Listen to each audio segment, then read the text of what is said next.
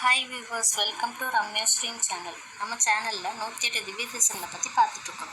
அதில் இன்றைக்கி நம்ம பார்க்க போகிறது 3வது திவ்ய தேசமான திருச்சி அருகே இருக்கக்கூடிய உத்தமர் கோயில். எம்பெருமான் பெயர் புருஷோத்தமன், தாயார் பெயர் பூரணவல்லி.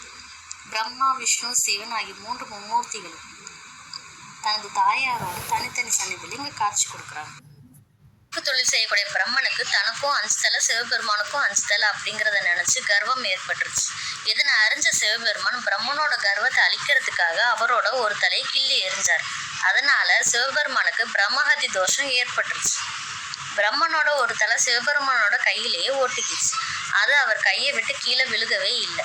இதற்கு பரிகாரம் செய்ய நிறைய பேரிடம் யாசகம் கேட்டார். எவ்வளவோ பேர் யாசகம் இட்டும் பிரம்ம கபாலத்திற்கு பசி அடங்கவில்லை, உணவும் பத்தவில்லை.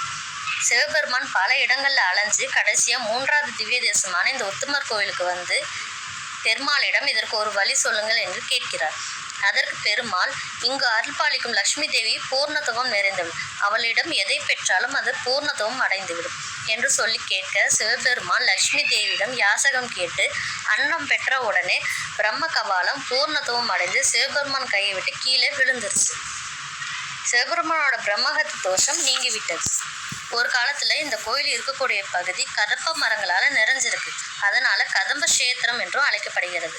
திருமங்கை ஆழ்வார் இந்த உத்தமர் கோயில் பெருமாளை பாடி மங்களாசாசனம் செஞ்சிருக்கிறார். இந்த கோவில் உருவான விதம் பார்த்தீங்கன்னா, பிரம்மனுக்கு தன் யார் என்பதை உணர்த்துவதற்காக நாராயணன் கதம்ப மரமாக எழுந்தள்ளினார். இது கதம்ப வனமாகவே இருந்தது. நம் நாராயணன் கதம்ப மரமாக காட்சி கொடுத்ததை அறிஞ்ச பிரம்மன் நித்திய பூஜையெல்லாம் செஞ்சு சிறப்பாக வழிபாடுகள் எல்லாம் செஞ்சு தனக்கு எம்பெருமானாக காட்சி கொடுக்க வேண்டும் என்று பிரார்த்தனை செய்கிறார். அவர் செய்த பூஜையை ஏற்று மிகவும் மகிழ்ச்சி அடைந்த பெருமாள் அவருக்கு புருஷோத்தமனாக காட்சி கொடுக்கிறார்.